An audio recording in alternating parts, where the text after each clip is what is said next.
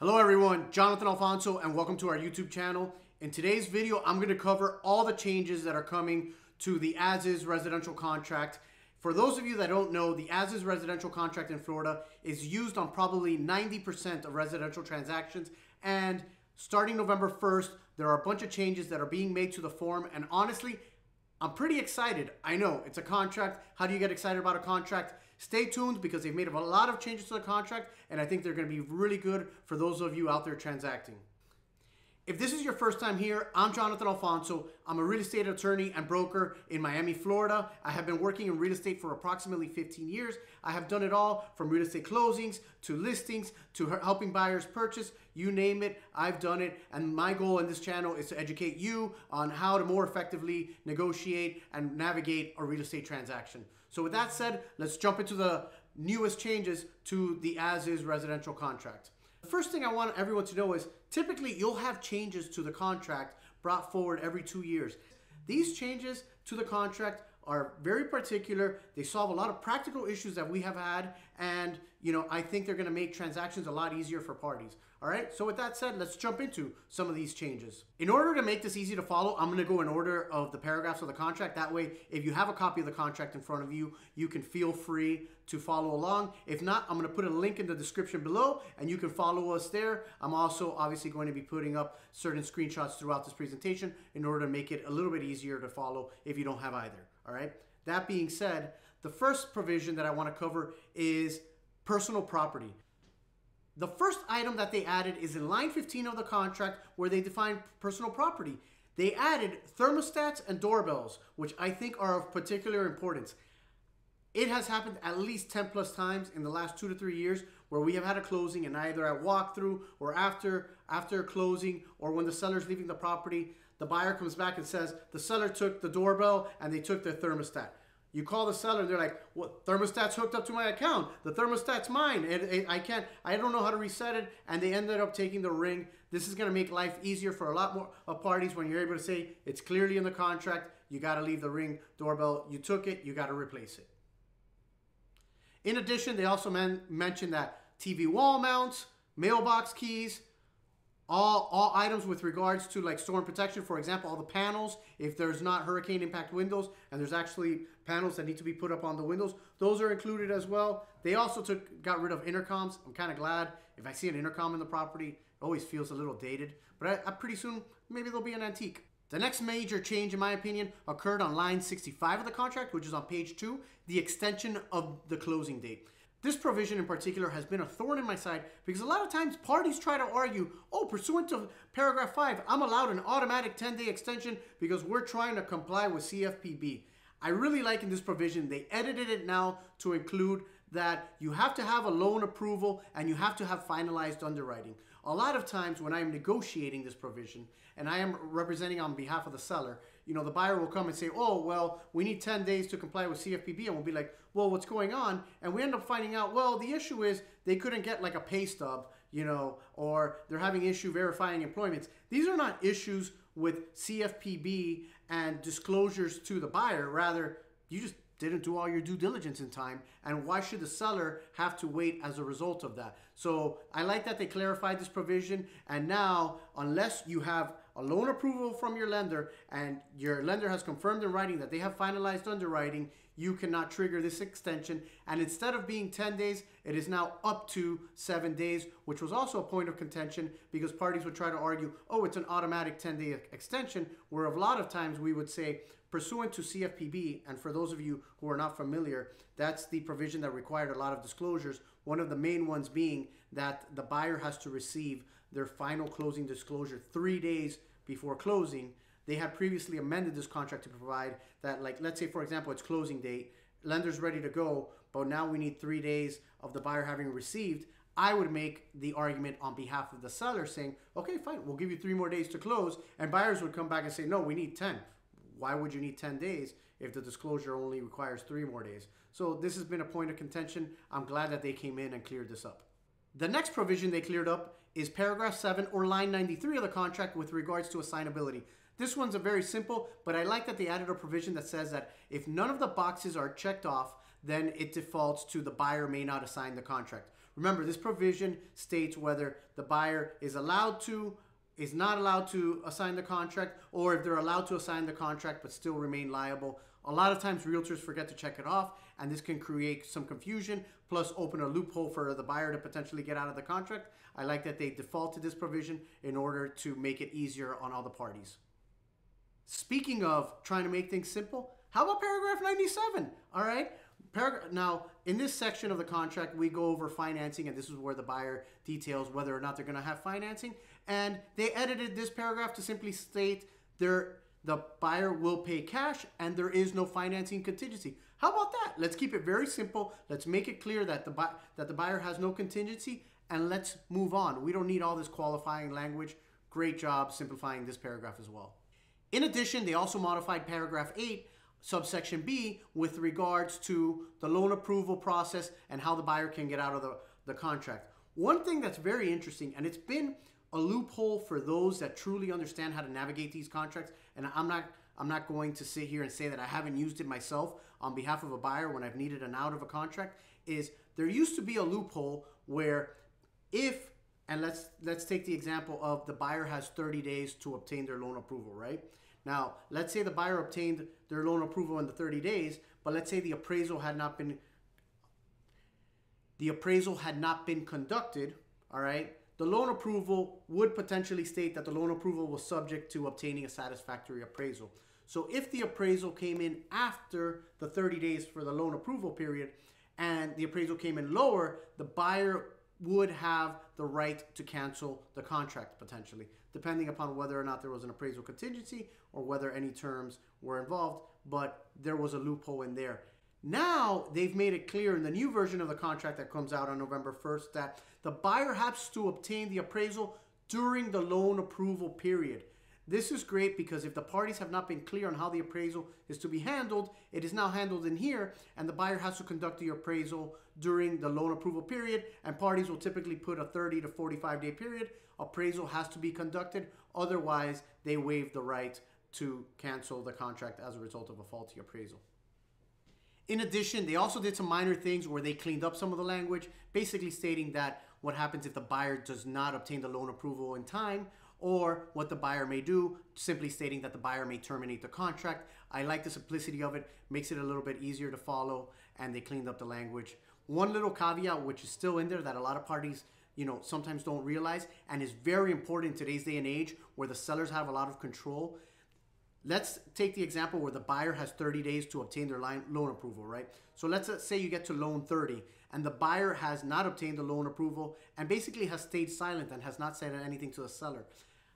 At the expiration of the 30 days, the seller now has a 3-day right to terminate the contract if the buyer has not expressly waived their loan approval. So if you get to day 30, you have a judgment call to make, all right? You either have to tell the seller that you're going to waive your loan approval, okay, or you can terminate the contract if that's your intention.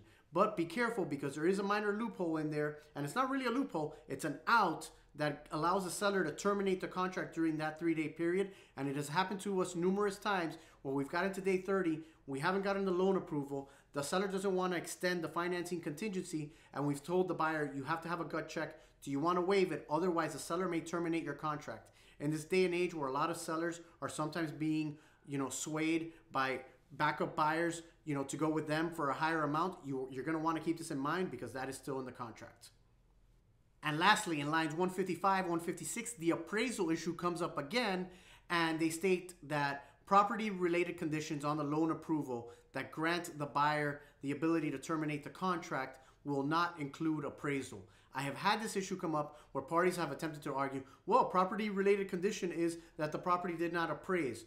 Now it is absolutely clear that an appraisal is not included, and I think that goes with the intention of this provision, which is if a buyer obtains a loan approval and that loan approval states, for example, the seller will fix XYZ issue or XYZ will be brought into compliance prior to closing as part of the loan approval, that is what is intended, not that because the appraisal came in lower, the buyer now has a right to cancel the contract. So I think now it follows the intention of the law, which is if certain items on the property need to be fixed prior to the lender approving the loan, that is the only grounds that the buyer may have an out from the contract. The next provision to get a change is paragraph 9 or line 163, which states what are the costs to be paid by the seller.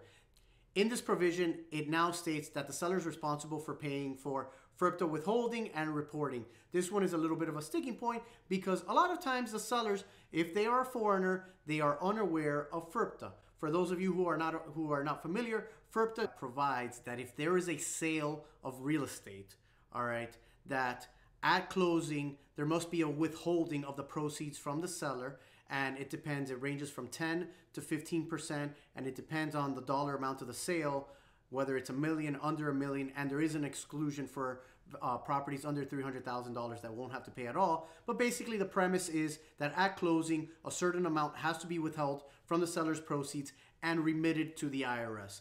A lot of times, if you have these foreign sellers, they are not aware, they were not educated, or they may be playing like they don't know, and we get to closing and they try to pass any of the costs associated with this, hiring an accountant, reporting, following up, etc., and these costs are involved. It's nice that this provision is now in the contract, and it becomes very simple to say to the seller when they show up to closing and try to claim that they're not going to do the FIRPTA or that somebody else has to pay. You agreed to it. It's in the contract. Let's move on.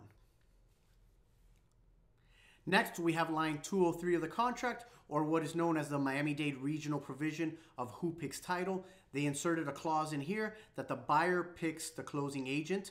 It's a little clarification, but I think it is very important, especially in this day and age where sellers are having so much control and everybody is fighting for control of every minuscule part of the transaction. It's nice that they added this little clause in here, making it absolutely clear. You know, one misconception that a lot of parties have is that because on the first page of the contract, it states who the escrow agent is. A lot of people are under the mistaken assumption that that is the settlement agent or / closing agent for the transaction. In fact, that's just the party who is going to hold escrow. The party that is picking title, usually the buyer, if you're talking about Dade and Broward, can independently pick their closing agent, and they added that provision in here, which is typically checked off in Miami-Dade and Broward, so it's nice that they added this in here.